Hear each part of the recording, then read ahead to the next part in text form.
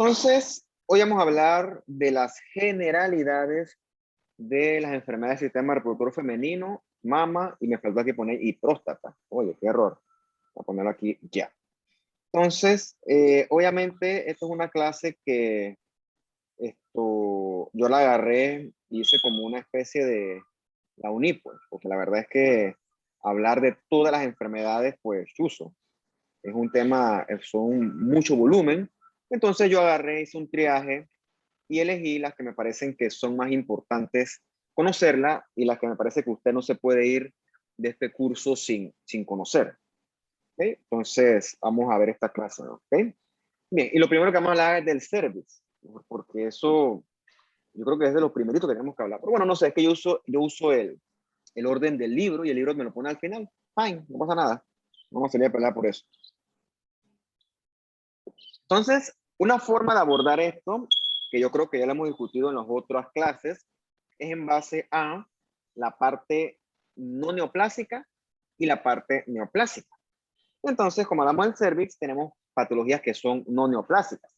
En este caso, patologías que son sobre todo inflamatorias / infecciosas.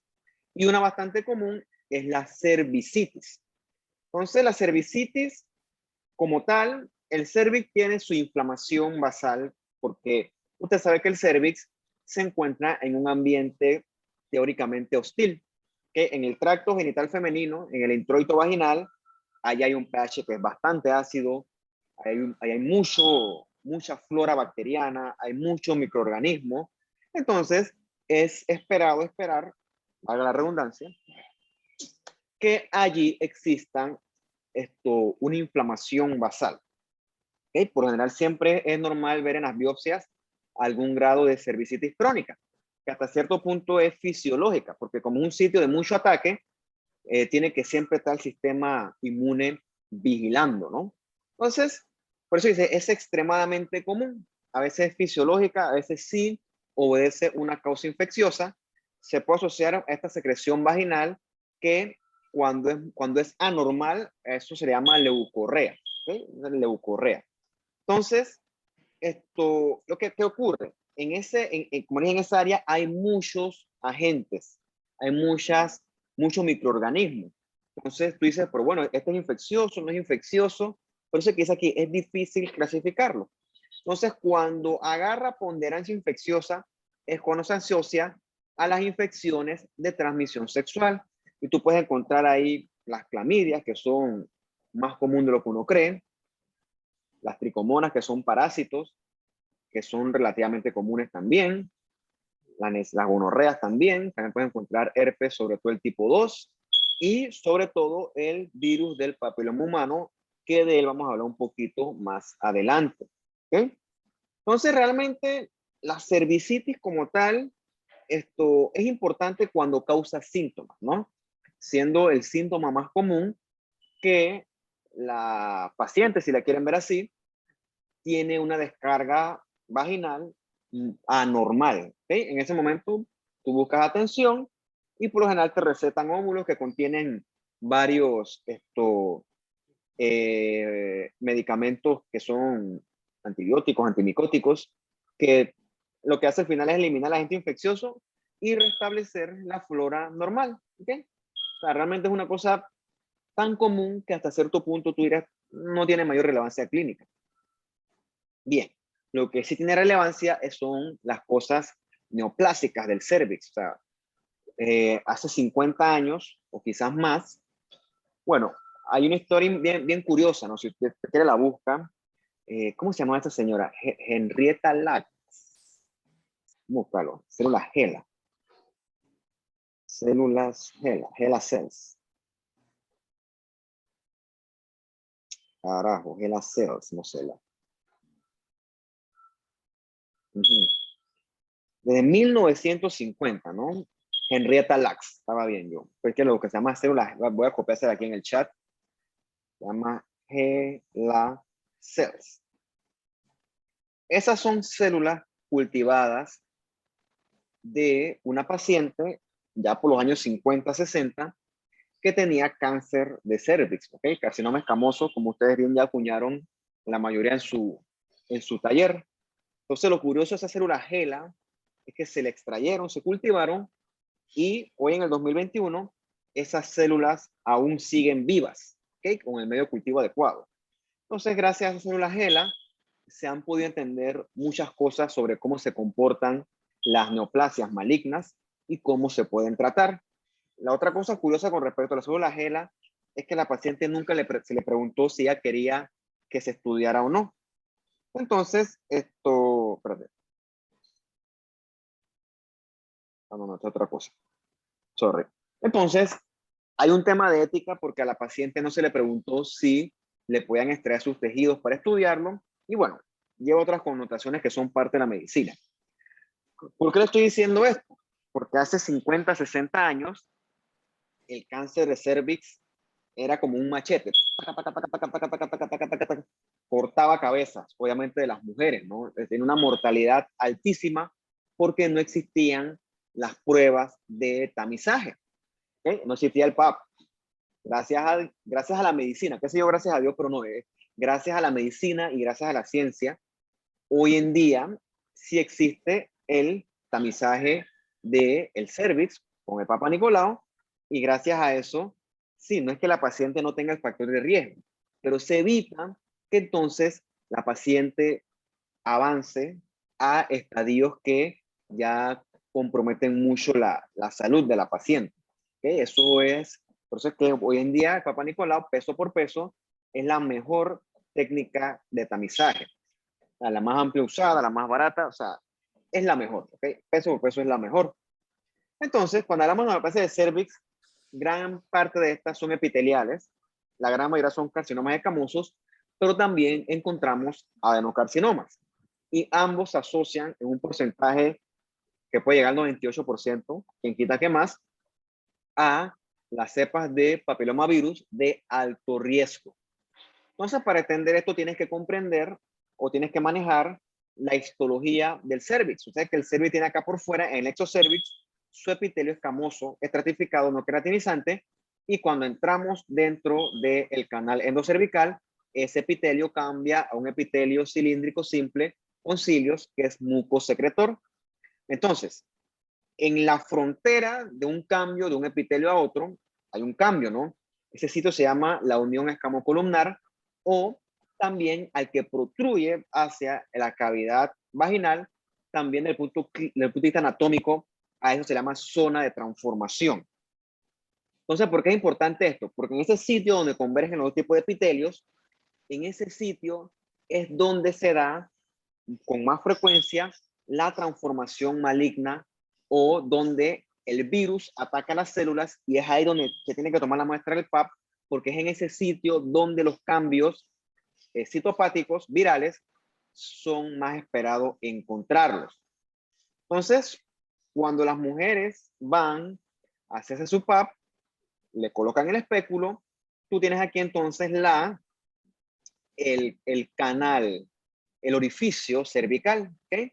Entonces, por fuera todo es exocervix, pero tienes una parte del endocervix que protruye, ¿ok? Eso es perfectamente normal durante el crecimiento. Entonces, acuérdate que quizás el endocervix no tiene la capacidad de defenderse de ese pH ácido, no tiene la capacidad de defenderse de esos microorganismos. Entonces, con los años, ese endocervix va sufriendo metaplasia para poder adaptarse a ese medio ambiente hostil que se encuentra en el canal vaginal. Entonces, en este sitio que queda el endocervix protruido, eso se le llama la zona de transformación porque ahí hay metaplasia escamosa, que es perfectamente normal.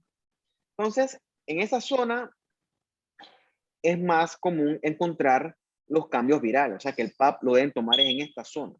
Por eso es que cuando tú estudias la citología, un criterio es que en la muestra de PAP tú puedas identificar células metaplásicas. Si tú no ves células metaplásicas o células de la zona de transformación, quiere decir que el PAP lo tomaron por acá afuera o por la cavidad vaginal, no en el sitio que tenía que tomarse. Entonces, interpretamos que eso es un PAP subóptimo. No podemos hacer una interpretación ahí porque el PAP fue tomado en el sitio que no se debe. El PAP tiene que tener células de la zona de transformación que son las células estas metaplásicas, porque es que aquí es que tú ves los cambios. Bien, usted sabe, y no por mí, eso no hay que ser no hay que ser médico ni de ciencia de la salud para saber que el HPV, que realmente es en inglés porque es Human Papillomavirus, tú sabes que el virus del papiloma humano es el principal agente infeccioso implicado en las neoplasias cervicales. Y por alguna razón, a él le gusta estas células inmaduras, metaplásicas, de la zona de transformación.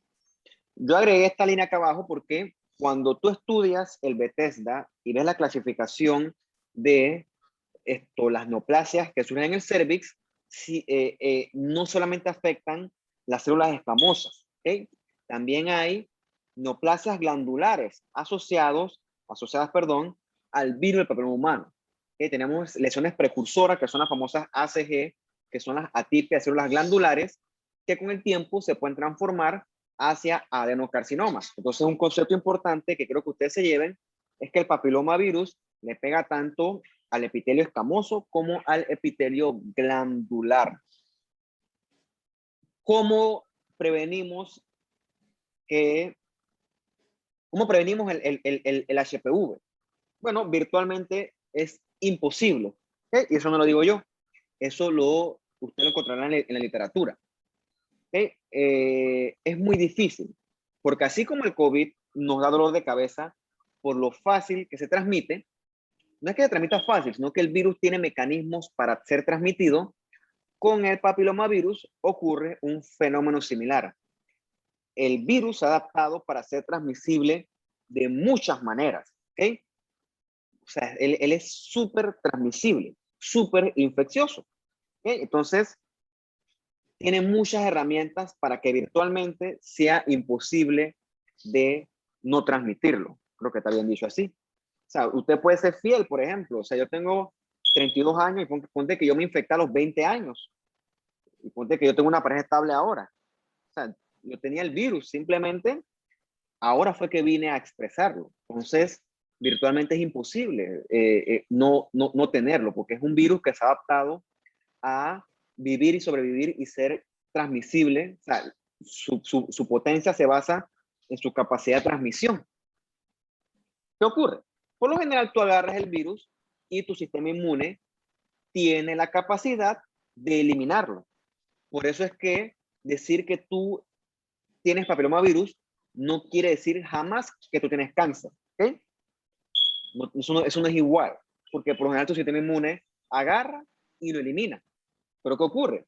Puedes volver a adquirirlo. Y así nos vamos, ¿ok? Así nos vamos. Es como, por ejemplo, el resfriado. Tú te resfrías forever, hasta que te mueres probablemente. Porque son virus que tienen alta capacidad de transmitirse. ¿Cuál es el asunto con el papilomavirus? Que hay muchas cepas, ¿ok? Hay cepas que son fáciles de eliminar por nuestro sistema inmune, cepas que son transitorias, pero hay otras cepas que son más obstinadas, ¿ok? Y entonces esas cepas son las que generan lo que nosotros le llamamos las neoplasias intraepiteliales escamosas, ¿ok? Que son las más comunes, pero recuerden que también puede haber su contraparte glandular.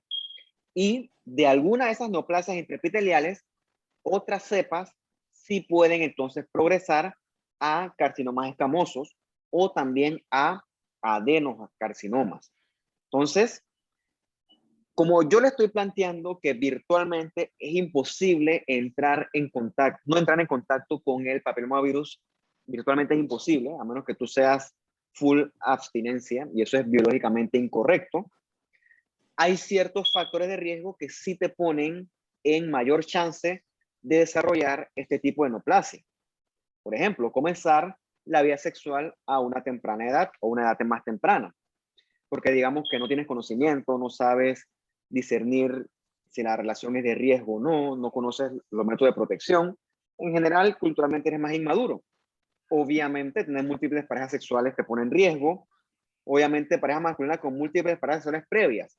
¿Por qué? Porque a diferencia de la mujer hace su PAP anual. En el hombre no existe peso por peso hoy en día un método de tamizaje. Entonces, el hombre puede ser transmisor del virus y él no lo sabe, ¿ok? Porque no existe un tamizaje así como con la mujer. Ojalá existiera uno, entonces así se logra un control mucho mayor. Y lo otro problemático, obviamente, es que la cepa con la que tú estés infectada sea una cepa de alto riesgo. Entonces, eso sí es un poquito más peligroso.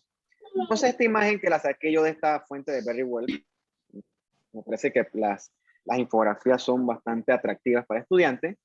Te ponen los factores de riesgo para poder sufrir cáncer de cervix, ¿no? Y tú ves, por alguna razón está aquí smoking. Smoking está en todo, ¿no? Obviamente historia familiar, obviamente tu estatus inmune, tu susceptibilidad genética, esto que está aquí que son medicamentos, tu terapia de hormonal, todos son factores de riesgo, ¿sí? No quiere decir que tú por tener que fumar te va a dar cáncer de cervix, son factores de riesgo que yo asumo que usted ya habrá conocido porque es un tema de lógica, no hay que ser un genio para saber que todas estas cosas te ponen en mayor riesgo de sufrir neoplasia intraepitelial y esto eventualmente cáncer. No hay que ser un genio, ¿ok? Bien. Desde el punto de vista biológico, yo no voy a hablar mucho de la biología del virus porque eso se ve en microbiología y la verdad que no soy experto. Lo que sí es que el papilomavirus llega a tu cuerpo y, como todos los virus, se mete dentro de tus células. En este caso, las células de la región cérvico-vaginal. ¿Okay? Ahorita vamos a hablar de otras cositas, ¿no? Sí les voy a hablar es que el papilomavirus tiene dos oncoproteínas que le ayudan a causar enfermedad. Esas son la E6 y la E7. ¿Ok? Entonces, esas E6 y las E7 lo que hacen es inhibir la P53 y la RB. Si tú recuerdas de las clases anteriores, estas dos son proteínas supresoras de tumor, ¿ok? Participan en la regulación del ciclo celular. Entonces, si el virus agarra y me tumba esas proteínas supresoras de tumor, entonces el ciclo celular sale de control y entonces se favorece la proliferación de las células epiteliales. Entonces, estas E6 y E7, como dice acá el esquema, ¿no? Tiene aquí una célula escamosa, le pega la E6, la E7, perdón, E7 inhibe la RB y entonces la E6 bloquea la apoptosis. Entonces, eso lo que favorece es el crecimiento no regulado de las células. Repito, no solamente las escamosas, sí es más común las escamosas, pero también puede haber un crecimiento no regulado de las células glandulares. ¿Okay? Ese es un concepto que quizá me faltó poner aquí, pero llévenselo ustedes como un concepto importante. Obviamente, estos mecanismos de inhibición de genes / proteínas supresoras de tumor es más esperado que estas armas sean más potentes en las cepas de alto riesgo. ¿Okay? Entonces, las cepas de alto riesgo tienen mayor chance de producir proliferación sin control. Por lo tanto, tienen mayor capacidad de inducir progresión a tumor, o sea, carcinogénesis. Estas cepas de alto riesgo hay varias, pero las más comunes son las 16 y la 18. Y lo voy a leer textualmente. Tú las ves en 70% de las neoplasias intraepiteliales, en este caso de alto grado, y en los carcinomas de cervix. ¿Okay? Hay otras cepas de alto riesgo, 33, 35, un montón. ¿Ok? Pero las más comunes son las 16 y las 18. Son las que se asocian a progresión a cáncer como tal. Existen otras cepas, como las que están aquí abajito, que son las 6 y la 11. Son cepas de bajo riesgo y se asocian a estas lesiones que tú ves aquí. Son las verrugas genitales infames, ¿no? O también le llaman los condilomas. Por muy feas, desagradables que sean, realmente la progresión de estas verruguitas hacia carcinoma como tal existe, pero es súper baja, ¿no? Es súper baja. Y ocurre porque estas son cepas de bajo riesgo. Teóricamente, si esta persona fuera inmunocompetente, con el paso de los años, estas lesiones, su propio sistema inmune debe poder combatirlas. ¿Okay? Hay tratamientos para eso, etcétera, para eliminarlas, pero lo cierto es que las cepas que te provocan las verrugas no son cepas que suelen progresar a cáncer. Entonces, por eso es que yo le decía que papilomavirus no es igual a cáncer. Cepas de alto riesgo sí tienen una alta relación con cáncer. ¿Okay? Tampoco es que todas las de alto riesgo progresen a cáncer, pero las que son de bajo riesgo, por lo general, esas no nos preocupan tanto, porque realmente está demostrado estadísticamente que ellas no progresan a cáncer. Entonces, vamos a decir que tú tuviste contacto sexual con una persona que quizás tú no sabes todo el historial sexual y tú estás preocupado porque, chuchi, ¿qué pasa si fulano o fulana tiene papilomavirus? No pasa nada, porque como dice aquí, ¿no? Por sí solo, él no es suficiente para llevar a cáncer invasor. ¿Qué problema es que la gente habla de esto como si esto fuera cáncer? Muchachos, eso no es cáncer, ¿ok? Eso es una lesión provocada por papilomavirus, pero eso no es cáncer. La gente hoy en día es muy ignorante y habla de cosas que no sabe, ¿ok? Y habla con propiedad y eso no es así. O sea, tienes que estudiar mucho para entender estas cosas. HPV por sí mismo no es suficiente para provocar cáncer. Diablo, si fuera así, hoy en día todos nos muriéramos de carcinomas escamosos o anocarcinomas de tracto urogenital. O sea, ¿te imaginas tú? Y eso no es así. Tú necesitas para desarrollar el cáncer muchos factores. Necesitas el virus de alto riesgo, la cepa de alto riesgo, un estatus hormonal, un estatus inmune, una predisposición genética. Todas esas cosas tienen que juntarse para que ese HPV que tú tienes se transforme, sí, en un cáncer. Y eso ocurre a lo largo de muchos años. Tú tienes que acumular mutaciones, tienes que desarrollar oncogenes, mutaciones en genes supresores de tumor. Y entonces eso sí puede entonces con los años desarrollar un cáncer de cervix. Por eso que los cánceres de cervix no ocurren en pacientes jóvenes, ocurren después de los 45, 50 años, porque estos son años de acumular factores que favorezcan la progresión a este tipo de neoplasias. Entonces, es útil este esquema que está acá. Por ejemplo, tú tuviste actividad sexual y tuviste en contacto con virus del papiloma humano. La verdad es que no sabes con cuál tuviste contacto, si con alto riesgo o con bajo riesgo. Entonces, tiene que pasar millones de años para que realmente tú desarrolles una neoplasia como tal en ausencia de otros factores de riesgo. ¿Okay? Porque realmente tienen que juntarse muchos factores, como dice aquí, no, million years. O sea, realmente, por eso que yo creo que se den el concepto que papilomavirus no es cáncer. Mira lo que pasa acá. Si tuviste contacto con la cepa C y 11, si tus factores inmunes son suficientes, tú lo que vas a desarrollar es una verruga vulgar, o se llama condiloma. No verruga vulgar, una verruga genital, perdón, que es la que está aquí, ¿no? Esto que está aquí es un clásico condiloma, también el condiloma combinado. ¿Ok? Tienen que pasar cientos de años, cientos, hundreds of thousands, ¿ok? Para que esto se convierta en un cáncer.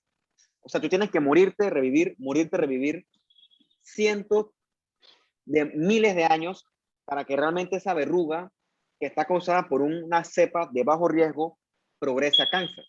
No es imposible, pero tienen que pasar, como dice aquí, ¿no? Hundreds of thousands of years. Ahora, si la que tú adquiriste fue una de alto riesgo, 16 o 18, tú lo que puedes desarrollar es una SIL, ¿ok? Una SIL es una Squamous Intraepithelial Lesion. Entonces, dentro de esa tú puedes desarrollar una HSIL, que es una lesión de alto grado. Ahí sí, el chance de desarrollar cáncer disminuye, perdón, con los años. Entonces, sí tú puedes desarrollar un cáncer invasor, ¿ok? Con más chance. Pero esta tabla te habla estrictamente en el concepto de únicamente el virus, ¿ok? Eso es asumiendo si el virus fuera el único agente implicado. Si el virus fuera el único agente implicado, tuviera que pasar toda esta cantidad de años para que tú desarrolles el cáncer invasor y o la metástasis. Por eso es que recuerden que para desarrollar el cáncer no solamente hace falta un virus potente, hacen falta otros factores de riesgo. Bueno, sobre todo es importante el estatus inmune del paciente, porque no solamente es de la paciente, también afecta a los hombres, y también estatus hormonal, otro agente infeccioso, o sea, no solamente es el virus solito el que causa el asunto, ¿ok? Hay otros factores de riesgo implicados. Entonces,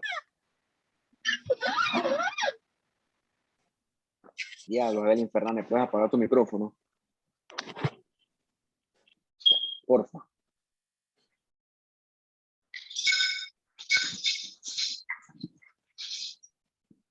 Recuerden que ya no usamos la clasificación de Nick, ¿ok?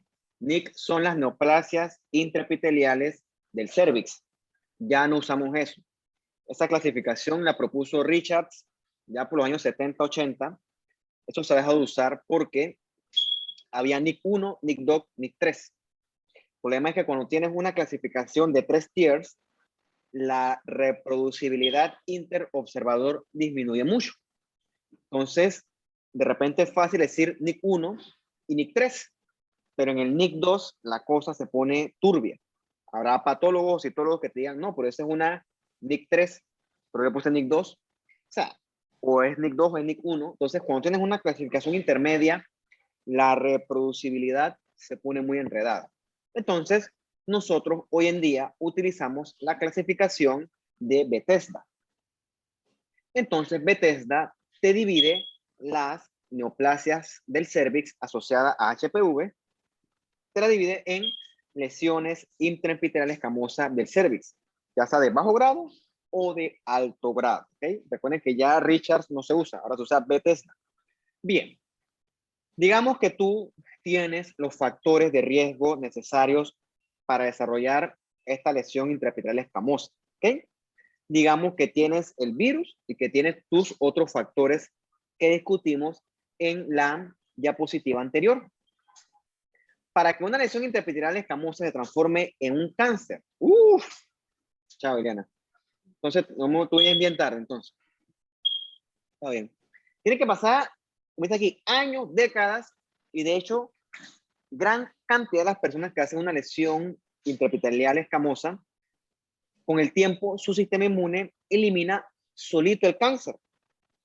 Por eso es que por lo general cuando se diagnostica una lesión escamosa intraepitelial, el promedio es a los 30 años, mientras que la transformación hacia cáncer invasor como tal ocurre a los 45 años. Tienen que pasar muchos años de evolución de esa entidad para que se desarrolle un cáncer como tal. Por eso es que tú no vas a esperar nunca encontrar un carcinoma de cervix en una paciente de 20 años. Eso no es que es imposible, pero eso estadísticamente es poco común. ¿Ok? Poco común. Porque tienen que ocurrir muchos cambios. Y para que eso ocurra, tiene que pasar muchos, muchos, muchos años. Entonces, en este contexto, les dije, ¿no? Se clasifica en bajo grado. El bajo grado no debe progresar al cáncer. La mayoría, tu sistema inmune lo elimina y es un pequeñito, pequeñito, pequeñito porcentaje el que progresa al alto grado. ¿Okay? Recuerda que en el alto grado sí tienes cepas con mayores factores de virulencia. La proteína E6 y la E7 son tumores de mucha mayor proliferación y estos sí tienen mayor riesgo de transformarse con los años en un carcinoma. No son todos, por cierto, por eso es que no hablamos aquí en números absolutos. Una cosa importante es que bajo grado es mucho más común, 10 veces más común que alto grado. O sea que relaxa. Reitero, papilomavirus no es igual a cáncer. Antes de que ocurra una transformación a cáncer, tienen que ocurrir muchísimos eventos. ¿Ok? Mira lo que dice aquí. La mayoría de los altos grados, LEIAC es lesión escamosa intraepitelial de alto grado. La mayoría de los LEIAC fallan, no progresan a cáncer, ¿ok? Y con el tiempo pueden sufrir regresión. La mayoría, no todos, ¿ok? Entonces, ¿por qué es importante determinar si es alto grado o bajo grado? Porque de eso depende el tratamiento y el pronóstico. Si es un bajo grado, el manejo puede ser expectante, porque tú esperas que con un bajo grado el propio sistema inmune de la paciente lo elimine al cabo, por ejemplo, de un año. ¿Okay? Bajo riesgo de progresión a cáncer. Mientras que si tú detectas por morfología un alto grado, entonces si es una paciente que requiere un tratamiento mucho más agresivo, ¿no? Porque el riesgo es mayor. Por eso es importante hacer la distinción morfológica al momento de evaluar la citología o la biopsia. Mira, ¿no? En el bajo grado es que tú encuentras los famosos poilocitos, ¿ok? L-sil. low grade squamous intraepithelial lesion, ¿ok? LSIL. Entonces, realmente es en el alto grado que tú encuentras ya mucha más atipia, encuentras mucha más hipercromasia nuclear. Entonces, esos altos grados sí son los que tienen más chance de desarrollar entonces un riesgo de un carcinoma invasor con eventual metástasis. No es lo mismo, ¿ok? No es lo mismo. No es lo mismo. Te tienes que decir si es bajo grado o alto grado. Ahorita vamos a ver unas imágenes que representan eso. Bien. Entonces, usted sabe que usted nunca va a poder ver el virus en un microscopio. Tú lo que ves son cambios citopáticos asociados al virus. Tú lo que ves es atipia viral. Y antes que ese cervix te haga una masa, antes de eso ocurre cambios celulares, que es lo que yo le digo que es la displasia. Recuerda que la displasia solo tú la puedes ver con certeza a través del microscopio. Es mentira que el ginecólogo mete el espéculo y él dice, ah, mira, una lesión de bajo grado, de alto grado. Eso es falso. Realmente el desempate ese lo hace el microscopio, si les gusta la citología. Entonces, gracias a eso es que el PAP es tan eficiente, ¿ok? Porque el PAP te ayuda a detectar de forma temprana cambios que no son visibles a nivel macroscópico. Lo barato, lo accesible y lo fácil de realizar y hasta cierto punto interpretar hacen que sea peso por peso hoy por hoy la prueba más exitosa de detección de cáncer a nivel mundial. Hoy en día han aparecido otras pruebas de genotipificación, pero lo cierto es que esa genotipificación tiene una sensibilidad y una especificidad que es limitada. Se lo digo por experiencia propia. Ahí me mandan biopsias que dicen, no, paciente con virus de alto riesgo por genotipificación. Yo la veo yo no veo nada aquí. Y también digo, le hago inmuno a P16 y tampoco veo nada. Entonces, vemos que no hay correlación entre el screening de genotipificación y los hallazgos morfológicos. No hay correlación. Entonces, hoy por hoy, la genotipificación tiene sus limitaciones al momento del diagnóstico. O sea, no crean que esto aquí es el top. ¿Okay? El top sigue siendo peso por peso el PAP. ¿Okay? Y después de eso la biopsia. ¿Qué ocurre con la biopsia? Que realmente es el gol estándar. La biopsia es más cara, ¿okay? Requieren mucho más equipos. El PAP te lo pueden hacer en cualquier centro de salud. La biopsia no. La biopsia requiere personal más entrenado, etcétera. La biopsia es mucho más cara. ¿Qué ocurre? Digo, ¿no? Si somos estrictos, un segundo. Si somos estrictos, el inicio de vida sexual puede estar, y estoy tarde, como en los 15 años, en promedio. Entonces, ¿por qué no hay cáncer a esa edad? Entonces, presten atención a este cuadrito acá abajo. De punto de vista estadístico, las mujeres adquieren al HPV a una edad temprana. Yo le dije 15 años, pero dice el libro que 20. La cosa es que una paciente joven. ¿Qué ocurre? Cuando la paciente adquiere el HPV a esa edad, por lo general es el propio sistema inmune que lo agarra y ¡puf! Lo elimina. Y esa paciente ni se enteró de que ella tuvo en contacto con HPV. En esa paciente joven, el virus no progresa. Lo que sí es cierto es que eliminaste ese virus, pero puede que en la otra relación sexual vuelve y lo adquieres y vuelve y lo eliminas. Y vuelve y lo adquieres y vuelve y lo eliminas. ¿Sí? Entonces, por eso es que la genotipificación en una paciente muy joven no sirve. ¿Ok? Porque realmente tu sistema inmune a esa edad está eliminando ávidamente ese virus. ¿Ok? Y realmente es con años de exposición que tú puedes ver cambios realmente a nivel de la genotipificación, de los 30 años en adelante. O sea, realmente antes de esa edad, la evidencia de que la genotipificación tenga utilidad es muy limitada. Por eso es que a esas edades, pues, realmente tú no ves los cánceres, ni tampoco ves evidencia en los test de DNA, porque realmente el virus no ha adquirido esa ponderancia todavía. Es después de los 10 años de tener el virus que tú puedes detectarlo en estas pruebas. Por eso es que eso el screening es bien, hoy por hoy es bien limitado. ¿Ok? Sí, ¿no? Lo ideal es utilizar todo en conjunto. Papa Nicolau, biopsia, y también es útil la genotipificación, así en conjunto. ¿Ok? Pero de forma aislada no. De forma aislada todavía no. Actualmente las vacunas, que tienen su propia guía, también son eficientes para prevenir el HPV, ¿no? ¿Qué pasa? Cubren con esta cepa, ¿no? C16, perdón, C11, 16, 18, pero hay cepas que definitivamente no cubren.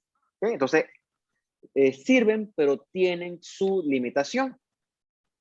Entonces, esto que tienes aquí son células escamosas normales, ¿ok? Sin evidencia de atipia viral, células grandes, bucocitoplasma y un núcleo chiquitito picnótico. Como todos los núcleos chiquititos son las células superficiales. Los núcleos más grandes son las células intermedias. Entonces, es importante conocer la morfología normal de las células para que cuando te enfrentes a algo anormal, poder decir, hey, esto es anormal. Entonces, ¿ves? Esto es lo normal. Células grandes, núcleos chiquititos, y entonces tú ves acá que comienzan a aparecer núcleos irregulares, núcleos grandes, núcleos hipercromáticos, ¿ok? Entonces, estos núcleos, esos cambios nucleares, esos cambios celulares realmente, son lo que tú esperas encontrar en los PAPs de bajo grado. O sea, estos que están aquí son los famosos coilocitos. El problema es que tú no siempre encuentras coilocitos de libro, ¿no? A veces lo que tú encuentras son agrandamiento nuclear, ¿ok? Hipercromasia nuclear. Tú encuentras irregularidad de la membrana nuclear. O sea, compara este núcleo de acá con este de aquí. ¿Okay? Este núcleo está súper grande. Entonces, tú ahí comparas y estudiando y con experiencia, tú dices, hey, esto es bajo grado, ¿ok? Esto es atipia viral. Entonces, eso te dice, ah, esto es una lesión de bajo grado. Entonces, después te enfrentas, cuando ves células chiquititas, ves que la membrana parece como una pasita y el núcleo se ve bien hipercromático. Esta D versus esta B y C, tú ves que esta célula tiene mucho citoplasma, ¿ok? Cuando ves mucho citoplasma, eso es de bajo grado. Mientras que en esta D hay poquito citoplasma. O sea que la relación núcleo-citoplasma se pierde. Cuando tú encuentras núcleos chiquititos, así irregulares, hipercromáticos, poco citoplasma y los grupitos así bien irregulares, eso ya es de alto grado. ¿Ok? Eso ya es evidencia morfológica de una lesión de alto grado. Y el manejo de esta B y D no es lo mismo que de esta D. Estas son bajo grados, manejo expectante. Pero esta D con un alto grado, el manejo sí tiene que ser bastante más agresivo, ¿no? Aquí está la HSIL, alto grado. Eso en citología. En biopsias, el asunto es un poco diferente. Tú ves que en biopsias lo que tú ves son estas células con un núcleo irregularcito y con su espacio claro perinuclear o halo claro perinuclear. Esos son los coilocitos, ¿ok?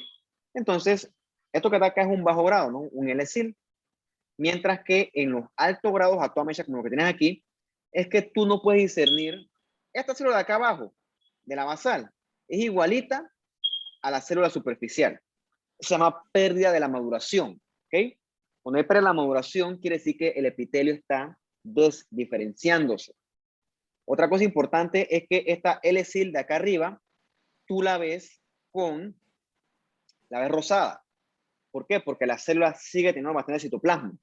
Mientras que la L-sil, tú ves que la célula se ve morado, ¿ok? Porque la relación núcleo-citoplasma está muy aumentada. La otra cosa que tú ves son mitosis. En un epitelio escamoso, las mitosis deben limitarse a las capas basales. Entonces, mitosis por acá arriba. Eso es cosa de alto grado. Entonces, ves la diferencia entre un alto grado a toda mecha versus un bajo grado. No es lo mismo. Y en el intermedio tienes los altos grados que tienen características intermedias. Tienen atipia nuclear, tienen mitosis, pero todavía no están a toda mecha. ¿Okay? Esta que está acá, esta sí está a toda mecha, ¿no? Pre la maduración, mitosis, hipercromasia nuclear. Estas HSIL son también consideradas carcinomas in situ, ¿ok? También se le puede considerar un carcinoma in situ. Bien, después pasa lo que no queremos. Hay progresión a un carcinoma invasor como tal. En el cervix, estadísticamente, el más común es el carcinoma escamoso, ¿ok? Pero también tú puedes encontrar adenocarcinoma. Ambos tipos epiteliales se asocian al virus del papiloma humano. Importante conocer las edades. Los carcinomas escamosos se ven en pacientes ya 45 años en adelante, ¿ok? Luego de que tuvieron un PAP anormal. O sea, la progresión ocurre, cualquier cantidad de años en el futuro. Por eso es importante detectarlo a tiempo para que la paciente se le pueda dar tratamiento a tiempo. Entonces, ¿qué ocurre? El problema lo tenemos en pacientes donde el PAP no llega, ¿ok? El problema lo tenemos en pacientes donde el tamizaje con PAP no llega, porque son pacientes que el virus hace fiesta y entonces no hay forma de detectarlo en estadios tempranos. Entonces, estas son pacientes que te desarrollan tumores a toda mecha, ¿ok? Cánceres sintomáticos que sangran, que tienen leucorrea, dispareunia es dolor en la relación sexual y también tienen disuria. O sea, disuria es ardor para orinar, dolor por orinar. Entonces, esto es lo que no queremos. Cuando tienes esto, porque el cáncer está bien avanzado. Entonces, el manejo es con histerectomía. ¿Qué es histerectomía? Histerectomía es la extirpación quirúrgica del útero, ¿ok? Todo el útero. Y disección ganglionar es que la paciente le quitan los ganglios para evaluar si hay presencia o no de metástasis. Cuando los tumores son pequeñitos, se le puede hacer a la paciente un cono. Un cono es que le quitan el pedacito del cervix, ese que está con cambios morfológicos, y entonces ya no hay que hacer una cirugía tan radical. Entonces, mira tú lo que tienes aquí, ¿no? Esto es un carcinoma de cervix a todo meter. Tú ves la tipia, ves las celulotas estas gigantes. Son tumores que son bien atípicos, ¿okay? Bien atípicos cuando les das chance, ¿okay? Esto puede evolucionar de esta lesión de alto grado, evoluciona a esto, un tumor realmente monstruoso, ¿okay? Células monstruosas, atípicas, mitosis, invade, probablemente también tiene invasión vascular. Entonces, esto es lo que no queremos, que cuando detectamos un tumor en este estadio, quiere decir que el sistema de salud falló. Eso es lo que no queremos en el 2021. Bien, eso con respecto al cervix. Vamos ahora a pasar a la segunda parte del útero, ¿no? Vamos a hablar sobre todo del endometrio. Vamos a tomar aquí unos 2 minutos y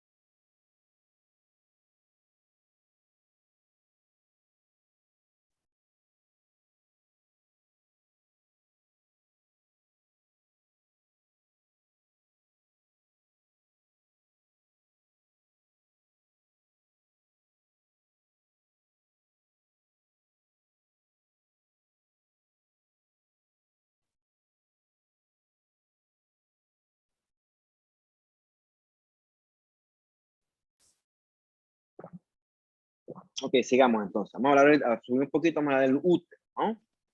El útero es importante porque el útero, una queja normal de las pacientes de todas las edades, pero sobre todo las posmenopáusicas, es el sangrado uterino anormal. Eso es un tema, otra clase de ginecología, porque hay muchas razones de sangrado, no todos son cánceres, ¿no? Entonces, lo que sí es que requieren cierto estudio. El primer término que vamos a estudiar aquí es la adenomiosis, ¿ok? Adeno de glándula, miosis de músculo, ¿no? Y es cuando tenemos glándulas endometriales que se meten en el miometrio. ¿Ves cómo tienes aquí el músculo liso? Es como las glándulas endometriales se meten, ¿ok? Entonces, esas glándulas endometriales que se meten, esto provocan una hipertrofia del miometrio, porque con los ciclos menstruales, esas glándulas, al igual que el endometrio normal, se inflaman, ¿ok? Se inflaman, sangran, se regeneran, y eso provoca que el endometrio, perdón, que el miometrio se ponga grande. Entonces, la paciente con adenomiosis suelen tener un útero aumentado de tamaño. Entonces, la adenomiosis también coexiste con la endometriosis. Que la endometriosis, que vamos a ver en la otra diapositiva, es la existencia de tejido endometrial, ya sea glándulas o estromas, en otros sitios. Como le dije, ¿no? ¿Qué ocurre? La adenomiosis, con los periodos menstruales, ese tejido endometrial dentro del útero se inflama, sangra. Entonces, eso le provoca a la paciente síntomas, por ejemplo, dolor. O sea, probablemente una paciente con la que da muchos cólicos, probablemente tenga algún grado de adenomiosis. Puede tener menorrea, que son conceptos que hemos estudiado ahorita, que son esos sangrados anormales, y dismenorrea, que es el término correcto para decir los cólicos, ¿no? Dismenorrea. Ve aquí como las glándulas endometriales cómo se meten en el miometrio. Entonces eso es relativamente común. Bien, esto primero que usted sí habrá escuchado o leído en un momento de su vida, porque es relativamente famoso, si lo quieren ver así, es la endometriosis, que es la presencia de glándulas o estroma endometrial fuera del útero. En mi experiencia, yo he visto endometriosis en colon, en vejiga, hay reportada también en pulmón, hueso, cerebro, o sea, virtualmente en cualquier parte del cuerpo, ¿ok? Entonces, ¿qué ocurre? ¿Cómo llega ese tejido endometrial a todos estos sitios? Pues hay muchas teorías, ¿no? Supuestamente regurgitación durante el periodo menstrual, supuestamente células madres que se diferencian en estos otros sitios. Hay muchas teorías que les exhorto que ustedes, si les interesa, lean, ¿no? Porque realmente esto no es algo que se pueda prevenir. Entonces, ¿qué ocurre?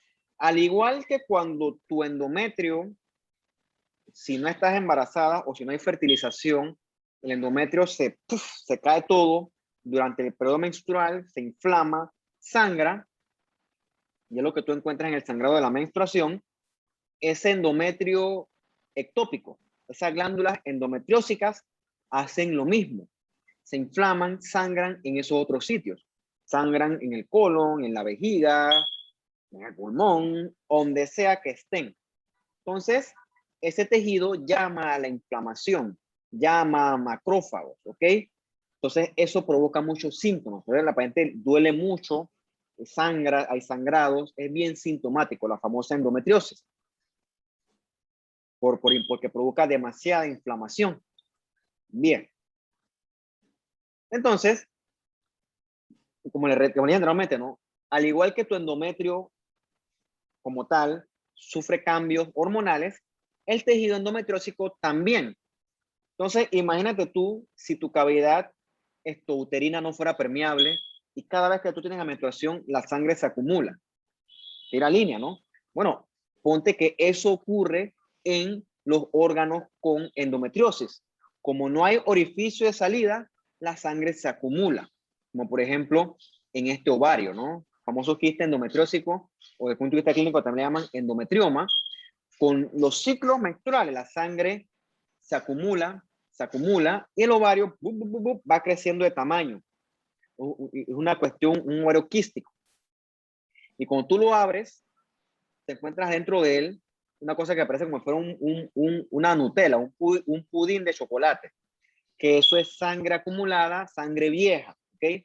Sangrado antiguo, realmente el término correcto, que es común en los pacientes con endometriosis.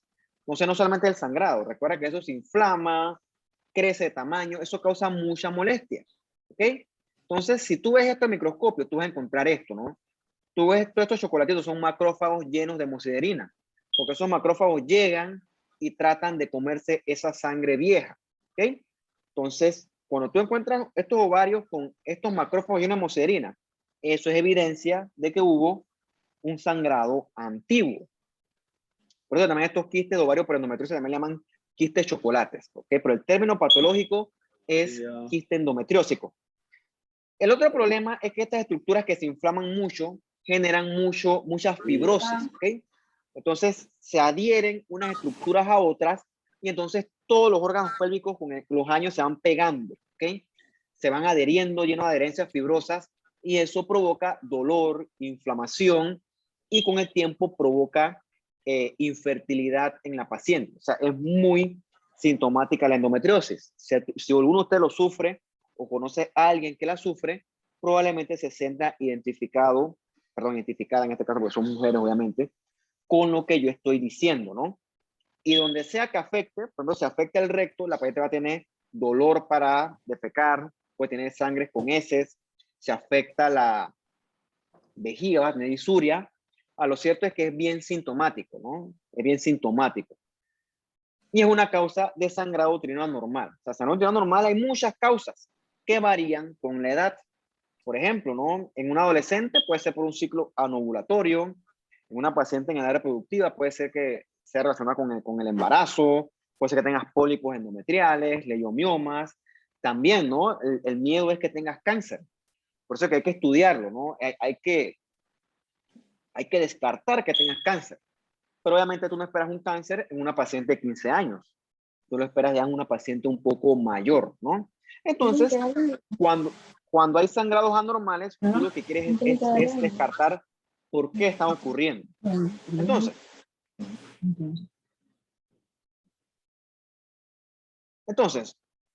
cuando usted conoce sus sangrados uterinos, ¿no? Y con usted, las mujeres obviamente estoy hablando, cuando el sangrado es anormal, usted debería preocuparse. Bueno, no tanto preocuparse, pero debería decir, chuleta, algo está pasando, quizás es importante que busque ayuda. No más que ayuda, busque atención, es la palabra correcta. Entonces, hay terminología para los sangrados, ¿ok? Por ejemplo, menorragia son esos sangrados anormalmente abundantes durante el periodo menstrual. Digo, yo no sé porque yo no tengo menstruaciones, pero por ejemplo, esa paciente que tiene que cambiarse las toallas sanitarias 2, 3 veces al día porque sangra mucho. Hay sangrados que son tan abundantes que hasta provocan anemia. O sea, eso no es normal, se llama menorragia. Otro concepto es la metrorragia, que es el sangrado entre los periodos menstruales. ¿Okay? Eso también es anormal. Y también puede ocurrir la menometrorragia, que son sangrados anormales y profusos. ¿Okay? Son unos conceptos para que ustedes conozcan. Y definitivamente el sangrado posmenopáusico, ¿no? El sangrado que no es por la menstruación. Todo eso preocupa. Causas de sangrados hay muchas, ¿ok? Pero al final lo que tú quieres descartar es que la paciente no tenga un cáncer que esté sangrando. Pero repito, sangrado no es igual a cáncer. Eso hay que estudiarlo y ahí, aquí en la tableta te lo pone, ¿no? Hay muchas causas de sangrado anormal, ¿ok? Por lo general tiene mucho que ver con desbalances hormonales. Probablemente con esta paciente le dan terapia hormonal y suelen regularizarse, ¿ok? Entonces, el endometrio puede sufrir condiciones preneoplásicas. A este le vamos a llamar las hiperplasias endometriales y se asocian a una exposición excesiva al estrógeno. ¿Qué ocurre? Ese estrógeno favorece la proliferación de las glándulas endometriales y con el tiempo, si no se detiene la exposición, la paciente te va a desarrollar una hiperplasia endometrial. Como tal, no nos preocupa tanto, pero el problema es que ella es un precursor de carcinoma endometrial. Un factor de riesgo es la obesidad, ¿ok? Porque el tejido adiposo es precursor para la materia prima necesaria para la síntesis de estrógeno. Entonces, los pacientes obesas están en un estado hiperestrogénico basal también. Es un factor de riesgo que está bien descrito. Existen otras causas, por ejemplo, de exposición a estrógeno, ¿no? Fallos en la ovulación, por ejemplo, una paciente que esté recibiendo terapia estrogénica, terapia hormonal, o que tenga un tumor ovárico que produzca mucho estrógeno. Entonces, todas estas cosas hay que estudiarlas y darle tratamiento a tiempo por el riesgo de que la paciente se pueda hacer una hiperplasia. Bien, así como hay lesiones del cervix, dependiendo de qué tipo sean, también hay tipos de hiperplasia endometrial. Antes había muchos tipos, pero con el tiempo se ha ido simplificando para que la reproducción interobservador sea mayor. Y hoy en día se dividen en la hiperplasia sin atipia, no nos preocupa tanto porque el riesgo de progresión a cáncer es bien bajito. Pero la que sí nos preocupa es la hiperplasia atípica o con atípica, que también le podemos llamar neoplasia endometrial intraepitelial y que esta sí tiene un mayor riesgo de progresión a cáncer.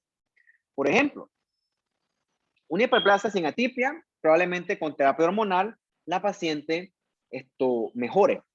Pero si es una hiperplasia atípica, probablemente la paciente hay que sacarle el útero, porque el riesgo de que eso se transforme en un cáncer es alto, ¿no? Y más, si es una paciente posmenopáusica, ¿para qué quieres el útero, no? No vas a tener más hijos. Pero no es tan fácil decirle a una paciente de 25 o 30 años, ¿no? La paciente quiere tener hijos, está en su derecho, entonces van a decirle, no, hay que quitarle el útero como que chuzo, porque yo quiero tener hijos. Entonces ahí depende, el manejo depende del tipo de paciente. Entonces, lo que tiene, no tiene un endometrio normal, y en las hiperplasias, tú lo que comienzas a ver es más apiñamiento de las glándulas, ¿ok? Tú lo que comienzas a ver es un aumento de la relación glándula-estroma. Y en las hiperplasias a toda mecha, tú casi no ves estroma entre glándula y glándula, como lo tienes aquí abajito. Casi hay una rayita de estroma entre glándula y glándula. Y después, si pudieras, bajas y evalúas si hay atipia nuclear. Es muy importante porque son criterios morfológicos que basados en eso, el manejo cambia. Con el tiempo, estas lesiones pueden evolucionar a lo que le llamamos un carcinoma de endometrio, ¿ok? Ya se ven pacientes mayores, ¿no? Hasta los 65 años, como está aquí, ¿no? Raro en una paciente joven. El más común es el carcinoma endometrioide, ¿ok? Que surge en el contexto de una hiperplasia endometrial que progresó hasta convertirse en un carcinoma como tal. Se le llama endometrioide porque tiene bastante similitud con las glándulas endometriales normales, ¿no? Se asocia mucho con mutaciones en genes de reparación y también con este gen supresor de tumor, este PTEN, ¿no? Es bastante asociado a estos carcinomas endometriales. Existe el otro tipo que es el carcinoma seroso, que es mucho más agresivo, mucho más peligroso. Y este no se asocia con estrógenos ni con hiperplasia endometrial. Este surge en un contexto de una paciente anciana, mucho más mayor, surge en el contexto de una atrofia endometrial y se asocia con mutaciones de TP53. Si lo comparas versus un endometrioide, el seroso es mucho más agresivo y el manejo tiene que ser también mucho más agresivo. Desde el punto de vista clínico, ambos se van a presentar con un sangrado uterino anormal. Por eso es que es importante estudiar a la paciente y descartar que lo que tenga no sea un cáncer. Entonces, esto es lo que es un tumor endometrioide, ¿no? Ves que cuando tú cortas, le haces un corte transversal al útero, este es el miometrio, y ves cómo el endometrio protruye. Un endometrio exofítico, irregular, es friable, eso es anormal. Con el tiempo, estos tumores se van metiendo en el miometrio, ¿ok? Y cuando se meten en el miometrio, tienen facilidad para acceder a los vasos y entonces pueden hacer metástasis. Eso es lo que no queremos. Bien, esto que tienen acá es un carcinoma endometrio, ¿ok? Del punto de vista morfológico, es un carcinoma glandular, ¿ok? Puede ser denominado un adenocarcinoma, pero la nomenclatura actual de la OMS te pide que le pongas carcinoma endometrioide, ¿ok? Son tumores que protruyen, se pueden meter mucho al miometrio, ¿ok? Y entonces acceden a los vasos sanguíneos y entonces pueden hacer metástasis. Entonces lo ves, no son glandulitas irregulares, permean todo el endometrio, se meten, infiltran. Eso es clásico de los carcinomas endometrioides, ¿ok? Porque son carcinomas que hacen glándulas que recuerdan a las glándulas endometriales. La contraparte es el carcinoma seroso, ¿ok? El carcinoma seroso te puede hacer estas cosas que son las calcificaciones, se llaman cuerpo de Samoma. Y este carcinoma seroso se caracteriza porque él hace papilitas. Una papila es como un tallito rodeado de un recubrimiento epitelial, que es esto que tenemos aquí. ¿No ves la papilita? Es un tallo fibrovascular y ves que está rodeado de un epitelio. El seroso se caracteriza porque la tipia es bien marcada, una tipia de altísimo grado. Eso se traduce en su agresividad. Esos son tumores de alto grado. Por lo general, estos tumores, estos carcinomas serosos, son tumores que tienen mutación de TP53. Eso es demostrable por inmunistoquímica también. ¿Qué ocurre? Estos tumores también te pueden hacer glándulas, ¿ok? Entonces, es importante diferenciarlos versus un carcinoma endometrioide, porque repito, el tratamiento es diferente. Hay muchos métodos para diferenciarlos fuera de la morfología. El más útil es determinar la mutación de P53 por medio de inmunistoquímica. Por lo general, el seroso está mutado, mientras que en el endometrioide no hay mutación de TP53. Puede haber, pero no es lo normal. Entonces, mira, ¿no? Esta que tienes acá arriba es un endometrioide de bajo grado. Es un tumor glandular que realmente la citología, o sea, ¿por qué es bien diferenciado? Porque yo puedo decir que es glandular, ¿ok? Hay veces que se pueden poner de alto grado que yo no puedo decir si es glandular o no, y entonces sí requiero la inmuno, ¿ok? Se ponen de alto grado, como acá, ¿no? Es que hay atipia. Entonces hay clasificaciones que son de FIO, pero bueno, yo no voy a entrar en detalle con eso porque eso ya es muy avanzado para ustedes, ¿no? Y este que está acá abajo es el seroso, ¿ok? Hace papilas, es un tumor mucho más atípico, mucho más agresivo, hace atipia de alto grado. Y si le hace un P53, ¿ves todo lo chocolatito? Eso es evidencia de que un P53 positivo, o sea que está mutado, ¿ok? Esto tú lo esperas en los carcinomas serosos, mientras que los endometrioides, tú no esperas eso. Entonces, te ayuda, si la morfología no es suficiente, te ayuda a establecer un diagnóstico porque eso repercute en la paciente, ¿ok? Cuando es seroso, el tratamiento tiene que ser mucho más agresivo y el pronóstico es mucho más reservado, ¿ok? Cuando son endometrioides, puede ir con un poquito más de calma. Bien. En el útero también puedes encontrar pólipos. El pólipo, realmente el problema, como este que está acá, es que se asocia a mucho sangrado anormal. Ahorita les voy a decir qué son las características morfológicas, pero lo que se encuentra son los famosos leiomiomas. Vamos a tomar un poquito de agua aquí porque esto me toma un poco hablarlo. Me costó un poco, perdón. Es normal encontrar los famosos leiomiomas, mal llamados fibromas. Repito, eso no se llama fibroma. Recuerda que en el miometrio, usted sabe histología, lo que hay es músculo liso. Por lo tanto, el tumor que se origina de ese músculo liso es un leiomioma. Un fibroma se origina de tejido fibroso. No tiene nada que ver. Lo que pasa es que la gente lo dice mal. ¿Okay? La gente lo dice mal. Como dice la palabra, recuerda nomenclatura. Leio de liso, mio de músculo, mioma de tumor benigno. Yo no sé por qué. ¿Okay? Si usted quiere investigarlo, eso es una buena investigación porque son extremadamente comunes. O sea, una cosa, uno se queda, pero ¿qué será? ¿Por qué son tan comunes los leiomiomas? O sea, probablemente ustedes, algunos de ustedes tengan, aunque sea chiquitito. ¿Okay? ¿Qué ocurre? No son tumores malignos, ¿ok? Recuerda que no hacen metástasis. Sí hay uno descrito que dice que el leiomioma metastásico, pero es benigno también. O sea, es una cosa, eso es uno muy peculiar. Nunca lo he visto. Lo he visto que lo presentan en los congresos como cosas curiosas, pero no es una metástasis como de tumor maligno, no es una cosa así como una curiosidad. Pero no son tumores que destruyen, no invaden. ¿Cuál es el problema? Pueden crecer y cuando crecen obstruyen estructuras benignas de forma mecánica. Por ejemplo, pueden obstruir la vejiga, obstruir el recto y pueden crecer que a veces parecen unas sandías. Los leiomas pueden crecer unos tamaños impresionantes, ¿ok? Entonces, obviamente, eso es como tener un útero del embarazo. Imagínate tú, las pacientes, las que han estado embarazadas. Son muy comunes. Eso es lo que me llama la atención a mí. Entonces, desde el punto de vista de clasificación, pueden ser intramurales, o sea, que están metidos en el espesor del miometrio, pueden ser submucosos, o sea, que están debajo del endometrio, o subserosos, que están debajo de la serosa. Los más comunes son los intramurales. Son tumores que están constituidos de paquetes de músculo liso que se entrecruzan, paquetes que son benignos, ¿ok? Ahorita vamos a hablar de él. Esto que está acá es un pólipo endometrial. Tú ves que es un tumor que parece un dedito, es un tumor polipoide, o más es una proliferación polipoide, y ves que está constituido de glándulas endometriales, algunas que son quísticas, dilatadas, otras que son irregulares, otras que son tubulares. La variación glandular está bien descrita en el pólipo endometrial. Inclusive son pólipos que te pueden hacer cierto grado de hiperplasia. Eso está bien descrito en la literatura y no quiere decir que sea algo maligno.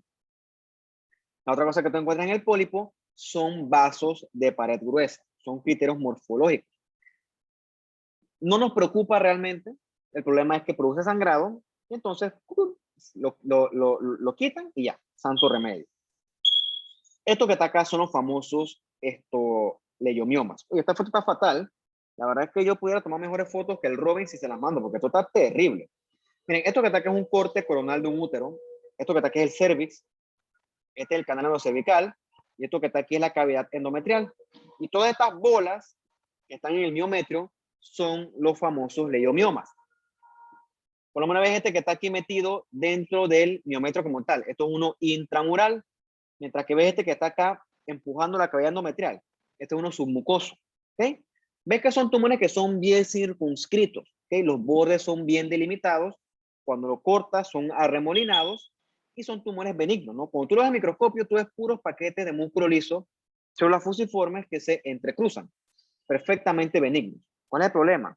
Crecen, producen sangrado, pesan, son muy sintomáticos. Pero tú los operas y clucutu, santo remedio, ¿ok? Paciente como si nada. Bien. Y vamos a otras cosas misceláneas del sistema reproductor femenino. Una cosa que la gente siempre dice, ay, tengo quistes en el ovario. ¿Por qué se lo pongo? Porque quistes en el ovario no es sinónimo de tumor. De hecho, hasta cierto punto los quistes son fisiológicos. Los quistes ocurren porque, recuerda tu clase de histología, los folículos en desarrollo crecen mucho. Hay folículos que no terminan de romperse y siguen creciendo. Eso es fisiológico, ¿ok? Hay otros que se rompen y se sellan automáticamente y se ponen granototes, ¿no? Son quistes benignos, ¿sabes? Son quistes que no tienen mayor relevancia clínica. Pero la gente le dice quiste en el ovario, ay, si yo tengo quiste en el ovario, tengo quiste en el ovario como si fuera gran cosa. No tiene mayor relevancia clínica. Entonces, los cuerpos lúteos también se pueden poner quísticos. Eso es perfectamente normal. Son quistecitos que están llenos de fluido translúcido, que no tienen mayor relevancia clínica. El problema es que a veces pueden crecer y pueden generar una masa palpable. Bueno, ahí sí quizás hace falta removerlo, ¿no? Pero realmente se lo pongo para que no crean que un quiste es igual a cáncer. Repito, fíjense con esto que está acá. Hasta cierto punto son fisiológicos. Existe otra entidad que es el síndrome de ovarios poliquísticos. Eso sí tiene otra connotación hormonal sobre todo. ¿Qué le ocurre a las pacientes? Porque hay un desequilibrio de las hormonas. Por lo general, es una paciente que tiene mucho andrógeno y poco estrógeno. ¿Ok? Por lo tanto, una paciente que va por lo menos a tener hirsutismo. Hirsutismo es que le salen vellos en regiones que no deben salirle, por ejemplo en la barba, ¿no? Las mujeres que a veces tienen mucho vello facial probablemente tengan un desbalance hormonal. Tampoco ovulan menos. Por eso es que tienen disminución de la fertilidad hasta llegar a ser infértiles y tienen anomalías en la menstruación. Y suelen ser obesas, ¿no? Esto sí es una cosa hormonal, pero se lo presenté para que sepan que es ese famoso síndrome de ovario poliquístico. Es una anomalía endocrinológica, que no, tampoco es cáncer. Bien. Y lo otro, los teratomas, que también son bastante famosos. Y son curiosos porque, a diferencia de todo lo que hemos hablado, estos tumores sí surgen en pacientes jóvenes, ¿ok? Son tumores que surgen de células germinales, o sea, de células que no son diferenciadas. Entonces, en el teratoma tú encuentras tejido endodérmico, mesodérmico, y también ectodérmico. Tú puedes encontrar epitelios, el que más te guste, puedes encontrar tejido mesenquimal, hueso, cartílago, tejido fibroso, puedes encontrar también tejido neural, ¿ok? Puedes encontrar virtualmente cualquier tejido. Teratoma, ¿por qué? Porque cuando tú lo cortas, esos ovarios quísticos tienen adentro sebo, tienen pelos, tienen hasta dientes. Terato es de monstruo, porque realmente, desde el punto de vista, cuando tú ves, es impresionante, son tumores realmente monstruosos. Pero ¿qué ocurre? Son benignos, ¿ok? Son benignos. Entonces, por eso que se llama teratoma quístico maduro. Lo que sí es cierto es que estos componentes se pueden malignizar, puede ocurrir, y entonces si tienes carcinomas que surgen en el contexto de un teratoma. Pero son perfectamente benignos. Entonces tú los abres, los ves en el microscopio y tú encuentras esto: epitelios escamosos con queratina, encuentras hueso. Pero lo importante es analizarlos y cuando tú vas a ver, son tejidos perfectamente maduros, ¿ok? Y esto es común encontrarlo en pacientes y jovencitas, 17, 19 años, teratoma quístico maduro, no pasa nada, eso no es un tumor maligno, relax.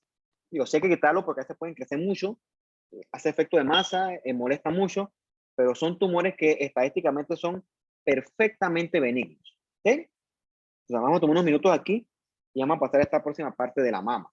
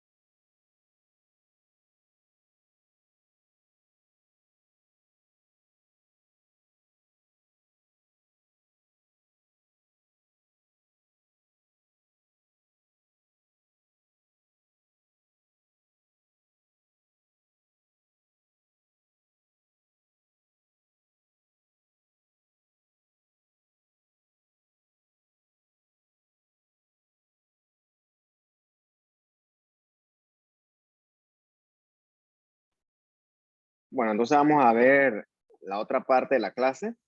Y entonces ahorita vamos a ver una cosa bien importante del curso que es hablar sobre las patologías de la mama, ¿no? Sobre todo los cánceres de mama, porque es que eso es una cosa que una persona a la edad que tenga se siente un bultito en la mama y eso preocupa mucho, ¿no? Yo no sé, yo no les quito eso, pero bueno, hay que saber que no todos los bultos en la mama son cánceres. Esto, a mí me da risa la gente cuando ve que, no, que tienes un quiste en la mama, te palpa un quiste, bro, no sé ni qué estás hablando, bro. Pero es que, bueno, digo, como ya hablo con Mirana siempre, es un placer de la gente de la área de medicina, de cosas que no saben, porque para entender esto tienes que estudiar mucho, o sea, el conocimiento no se fabrica en una red social, o sea, si tú quieres saber de algo, tienes que estudiar, o sea, el conocimiento cuesta.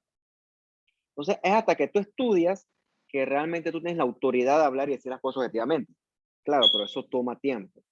¿Okay? Toma tiempo, pero no puedes ponerte ya. Toma tiempo y toma esfuerzo. Entonces, carajo. Bien. La mama es un órgano bien característico.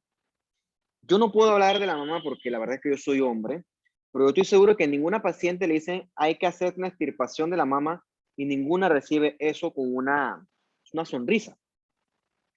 Digo, si tú me dices el día de mañana que hay que quitarme un testículo, yo como que, bueno, pues ni modo, pues. No hay esa connotación social, cultural y personal que tienen las mamas. Y eso es importante porque la paciente hay que entender el contexto real porque sufre mucho la paciente. Sufre mucho y no es tan fácil decirlo, todo ya un dedo, no, no. Con hablamos de la mama, el asunto agarra otro contexto mucho más variable y mucho más delicado. Habiendo dicho eso, repito, ¿no? En la mama no todos los tumores son cáncer. Entonces vamos a estudiar un poquito de las patologías de la mama. Entonces hay mucho tipo de presentación. Bien,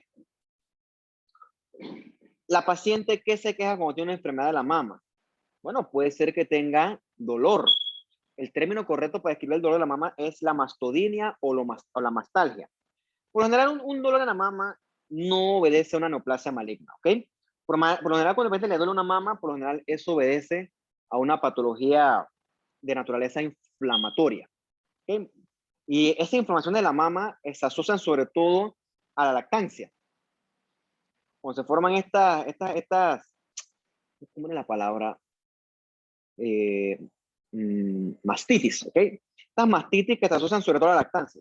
Por lo tanto, es poco común.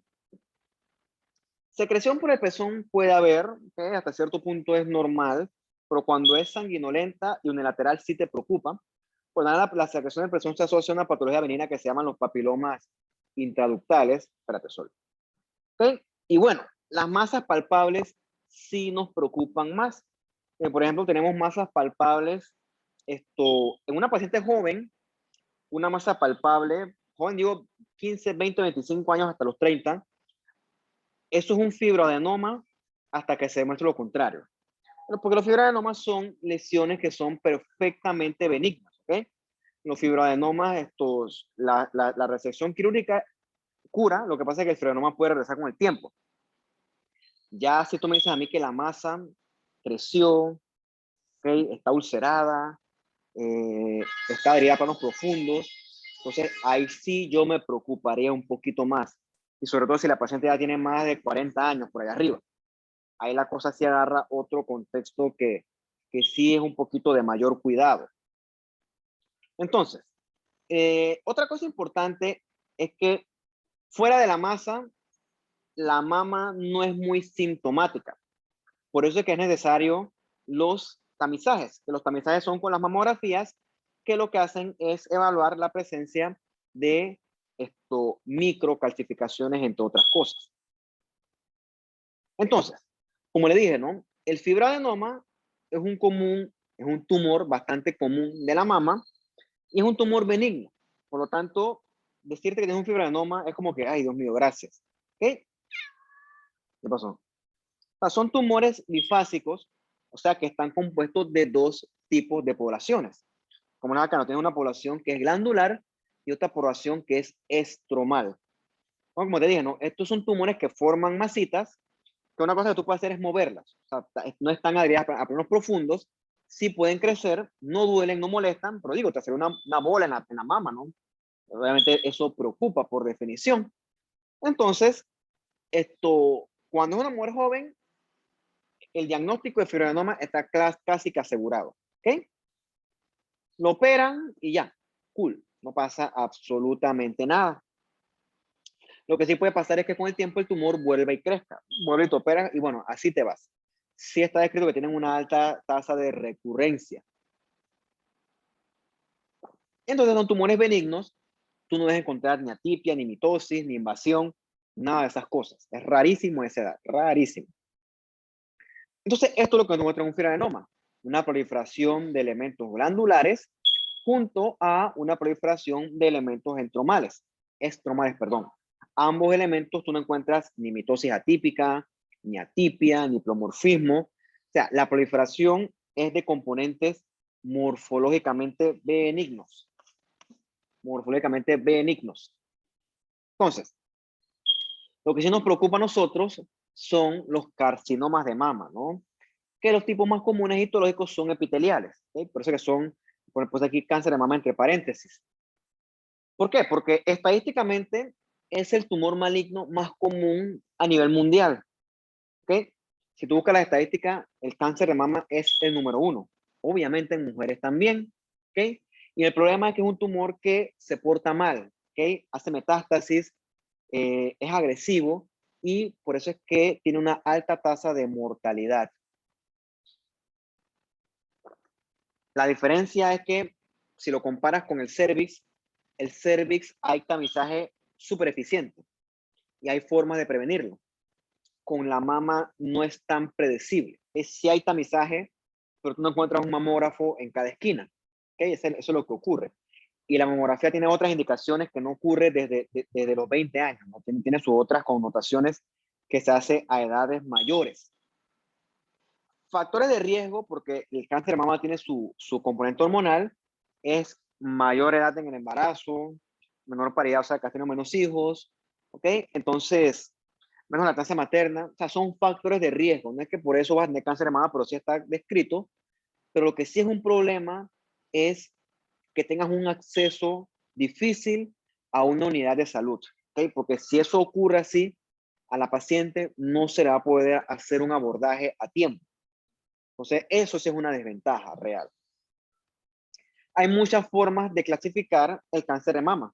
Primero vamos a ver la clasificación molecular, que se basa sobre todo en la expresión de receptores hormonales, ¿no? Estrógeno, progesterona y el HER2, que es el Human Epidermal Growth Factor, receptor 2. ¿Ok?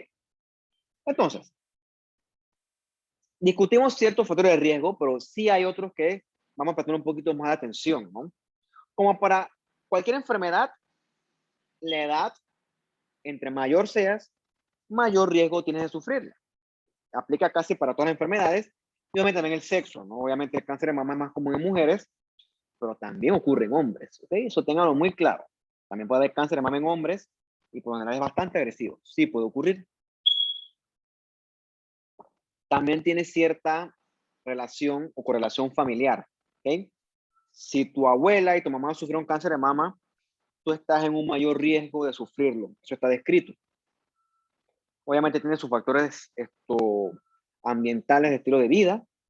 Está descrito que las mujeres negras se hacen cáncer de mama más agresivo a menor edad, estadísticamente. No es que yo sea racista, pero eso es estadística. También el tema de la exposición a hormonas también se asocia a cáncer de mama, ¿no? Sobre todo con el tema de estrógeno. También pacientes obesas se asocia a cáncer de mama. Obviamente terapia hormonal también se asocia a alcoholismo y yo no sé por qué no dice tabaquismo, pues, pero bueno. También, todos son factores de riesgo, ¿no? Entonces, el problema es cómo lo evitamos. Es que no es tan fácil como con otro tipo de patologías. Por eso es que es tan alta la incidencia, porque los factores de riesgo no son tan abordables como con las otras entidades. Cuando hablamos de los familiares, es sobre todo con esto, ¿no? Con estas mutaciones de los BRCA, BRCA1 y BRCA2, se asocian a los cánceres de mama y también se encuentran en los cánceres de ovario, también se encuentran. Bien, vamos a hablar un poquito de la progresión en la enfermedad y de los factores moleculares del cáncer de mama. Entonces, los cánceres de mama, desde el punto de vista molecular, se pueden clasificar en base a la expresión de receptores hormonales y la expresión de HER2. ¿Okay?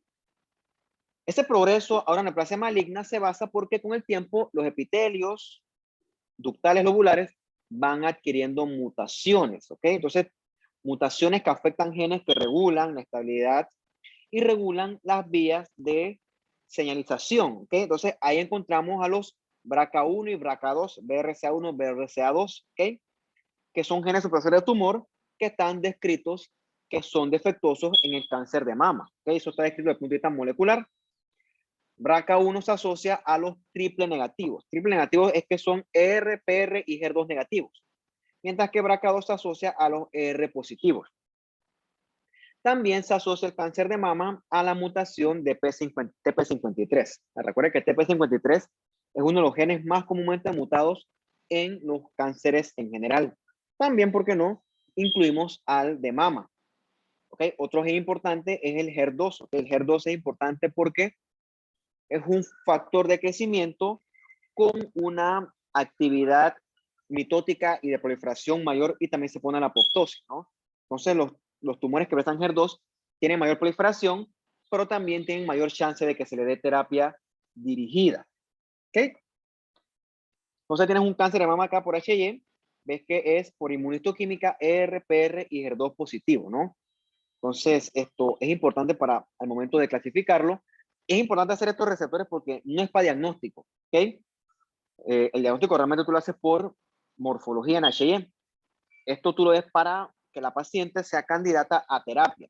Porque si es positivo, tú le das terapia antihormonal y a la paciente, pues, esto tiene probabilidad de que le vaya un poco mejor. Entonces, esto es lo que tenemos aquí, ¿no? Tenemos una mama normal y puede haber mutaciones de BRCA2. ¿Okay? Eso lo que hace es que se dé progresión entonces a lesiones precursoras, ¿no? Como hiperplasias ductales atípicas o atipia epidural plana. Yo no voy a hablar de esas porque eso ya es mucho de patología. El punto es que esas mutaciones pueden hacer que estas lesiones precursoras se transformen en lesiones premalignas. D6, que es el ductal carcinoma in situ, ¿okay? Y en esta línea de BRCA2, ¿okay? Suelen ser R positivos y HER2 negativos, ¿no? Son como otro tipo luminal. No es para que hagan mucho énfasis en eso, sino para que vean que hay una clasificación molecular, que la importancia de eso es que se basa en el tratamiento. ¿Okay? Tenemos, por ejemplo, lo otro acá que son los que son triple negativos, que son tipos basales. Es para que vean que hay otra clasificación molecular fuera de la clasificación morfológica. Entonces, hay otros factores de riesgo. ¿Okay? Se ha demostrado que el estrógeno favorece la progresión a cáncer de mama. Entonces tú ves que el estrógeno, que es algo bueno, la exposición no controlada también se asocia a tipos de cáncer, por ejemplo, el cáncer de mama y que vemos que el cáncer de endometrio. ¿Por qué? Porque el estrógeno favorece la producción de factores de crecimiento. Esos factores de crecimiento promueven el desarrollo del tumor. ¿Okay? Entonces, con el tiempo hacen que un tumor in situ progresa a un tumor invasor y a un tumor que esto sea también metastásico. Por eso es que a la paciente le va bien con terapia antiestrógeno, ¿ok? Terapia antihormonal. Entonces, por eso es importante cuando tienes un cáncer de mama, el que más te guste, ¿ok? Tienes que evaluar el estatus de los receptores. Porque si son receptores positivos, puede que a la paciente le vaya bien con terapia hormonal. Si son HER2 positivos, puede que le vaya bien con terapia, se llama trastuzumab, ¿no? Son terapias dirigidas. Mientras que cuando son triple negativos, que son los tipos basal o los basal-like, el pronóstico es un poco más reservado porque son tumores un poco más agresivos, ¿no? Hay otras cosas de que tumores que son ricos en linfocitos, pero bueno, ya eso es un poco más avanzado. Bien. Eso un poquito con respecto a la clasificación molecular. También tenemos los tipos morfológicos de cáncer de mama. Aquí evaluamos los que han atravesado o no la membrana basal. Por ejemplo, este que está acá no ha atravesado la membrana basal. Es un cáncer, ¿sí? Todo lo feo que tú quieras. Pero no ha atravesado la membrana basal por lo tanto no tiene riesgo todavía de hacer metástasis. Por lo tanto, es un tumor in situ. Es de mucho mejor pronóstico que, por ejemplo, este que está acá abajo, que sí está francamente invasor. Este sí es de un pronóstico mucho más reservado porque sí puede hacer metástasis. Entonces recordemos que los que están dentro de la membrana basal son los carcinomas in situ y los que han atravesado la membrana basal son los carcinomas invasores o también se llaman los carcinomas infiltrantes. Entonces, de los in situ tenemos los carcinomas ductales in situ y también los lobulares in situ, y de los infiltrantes, quizás esto lo voy a poner un poco más grande, el tipo de cáncer más común, el tipo histológico más común es el carcinoma ductal infiltrante. ¿Okay? Es el tipo histológico más común. Hay otros tipos de carcinomas de mama infiltrantes, pero el más común, eso es para que lo apunten, porque eso sí es una máxima, el tipo de cáncer de mama más común es el carcinoma ductal infiltrante, o también aplica decirle carcinoma ductal invasor. Entonces, en base a eso, también podemos clasificarlos a su vez, ¿no? Vamos a hablar un poquito de los in situ. Recuerda que los in situ están confinados a su membrana basal. Como lo ve aquí, no son bolas, que sí es cierto que expanden los ductos, pero están confinados a su membrana basal. Al hacer esto, no tienen riesgo de hacer metástasis y el pronóstico es mucho mejor. Los tipos más comunes aquí son los carcinomas ductales in situ. Los tipos pueden tener atipia, atoamesia, mitosis, atoamesia, pero siempre que estén confinados a su ducto, son in situ y son de mucho mejor pronóstico. ¿Okay? Esta necrosis central, ¿qué hacen? Eso puede hacer calcificaciones. Entonces, esas calcificaciones son las que se ven a nivel de las mamografías. ¿Okay? La idea es detectarlos cuando aún son tumores precursores, que no sean tumores avanzados. Hay veces que es difícil detectar si son in situ o no. Entonces, la prueba más objetiva para esto es determinar que el tumor conserve su capa periférica de células mioepiteliales. Estas células son posibles verlas por HIE, pero a veces es un poco difícil. Por ejemplo, son estas que está aquí clarita, con un citoplasma claro alrededor. Eso es una célula mioepitelial. Cuando yo veo eso, digo, eso es un tumor in situ. Porque lo que pasa es que no siempre son bolas, a veces son un poco más distorsionados y a veces es difícil decir, chuleta, ¿es in situ o no es in situ? Entonces, ¿qué te ayuda mucho ahí? Las tinciones de inmunistoquímica para células mioepiteliales. Eso sí te ayuda mucho. Entonces, de esa forma tú puedes determinar si el tumor es in situ o no es in situ. ¿Ok? Lo ves acá, ¿no? Son tumores que están confinados a sus ductos, por lo tanto son tumores in situ, y entonces tienes aquí que hacen microcalcificaciones. La gracia es detectarlo en este estadio, porque en este estadio a la paciente lo operan y ya, se curó. ¿Ok? No hay riesgo de metástasis mayor porque el tumor está confinado a su ductito. El problema es cuando el tipo rompe la membrana basal e invade, que es lo que tenemos acá, que son los carcinomas infiltrantes. Suelen coexistir con los in situ, el más común es el ductal, y ves que es un tumor glandular que se mete al estroma, ¿ok? Pueden ser tumores que hacen glándulas, otros que hacen sábanas indiferenciadas sueltas que se meten, ¿ok? Pueden ser tumores que el plomorfismo es de leve hasta muy marcado, y recuerden que estos tumores al estroma no les gusta el tumor, y el estroma reacciona y se pone bien fibroso. Eso es lo que llamamos la desmoplasia. Entonces, la desmoplasia es lo que hace que el tumor forme una masa palpable. Por eso, en ese sentido, decir que tienes una masa palpable, eso no es prevención. Probablemente, cuando le aparece una masa palpable, probablemente ya el asunto está un poquito bastante avanzado, ¿ok? La mayoría son ER positivo, ¿ok? Y un porcentaje menor son triple negativos. A eso le va un poco, le va peor, perdón, le va peor. Existe uno bien famoso, que yo lo digo porque yo lo escucho en las campañas estas de prevención, que para mí algunas están bastante mal enfocadas, que es cuando el paciente tiene piel de naranja. O sea, cuando tú ves piel de naranja, la cosa está bien avanzada. O sea, un carcinoma inflamatorio, que lo que hace es un carcinoma que soltó émbolos tumorales que obstruyen los linfáticos de la piel y hacen que la piel se vea así. O sea, un tumor que está bien avanzado. sea, créeme que ver una piel naranja, eso no es ninguna prevención, eso está bien avanzado, ¿ok? Ves esto, no es un carcinoma invasor, ves que hace glándulas que se meten, puede hacer células sueltas que se meten, y entonces ya lamentablemente ahí el tema es de mucho, es de es más reservado, son tumores mucho más agresivos, ¿ok? Entonces, ¿cómo se comporta clínicamente el cáncer de mama? ¿Ok? El problema es el tamizaje. Cuando no hay tamizaje, el cáncer debuta como una masa. O sea, ya está avanzado, ¿ok? Y probablemente ya ha hecho metástasis. Lo bueno es detectarlo cuando el cáncer apenas es una lesión que forma microcalcificaciones. O sea, se puede abordar en estadios mucho más conservadores, si lo quieren ver así. Entonces, es importante para el diagnóstico determinar las características morfológicas, si es invasor o no, y las características moleculares, el estatus hormonal de los receptores y del HER2. Obviamente, el estadiaje, ¿no? El estadiaje sobre todo es el tumor, el tamaño del tumor y si ha hecho metástasis o no. Entonces, todas esas cosas las tenemos que evaluar porque todo eso inflige e influye en el desenlace del paciente. Si no se trata, virtualmente todos los cánceres de mama matan a la paciente de 3 a 4 años. ¿No? Es una máxima del libro que yo no voy a discutir. Pero lo importante aquí la clave es la detección lo más temprano posible.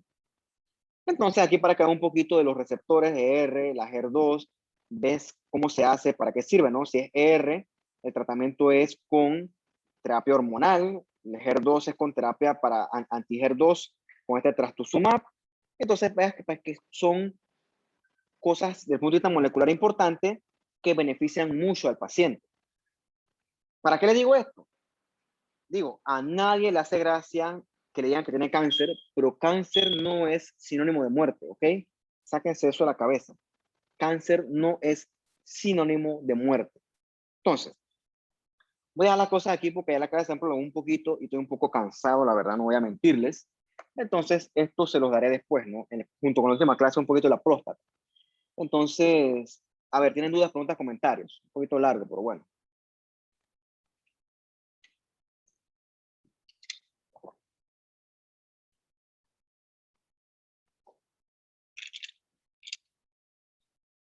Bueno, si no hay preguntas, no hay dudas, entonces los dejo para que hagan sus otras actividades y yo me retiro. El parcial a nosotros va a ser el viernes a la 1 de la tarde, ¿ok? Después les chateo por el grupo lo que estoy considerando el trabajo de investigación. Después hablamos de eso, ¿no? Pues hay tiempo, así que cuídense que estén, pues, chao. Profe, ¿los temas del parcial cuáles son? Este no entraría. Eh, yo, yo te lo copié en el grupo, déjame ver si lo tomo por aquí. Bon, capca Había dicho parcial. que eran lo mismo del taller. Sí, lo mismo el taller. Lo mismo el taller. Sería, déjame buscarlo, antes lo busqué casualmente. Neoplasia, enfermedades pediátricas genéticas, enfermedades del ambiente nutricionales, corazón, vasos sanguíneos, hematolinfoides. Está en la zona de captura ya. Ok, profe, gracias. Te lo voy a copiar ya, te lo voy a copiar y te lo voy a mandar al grupo.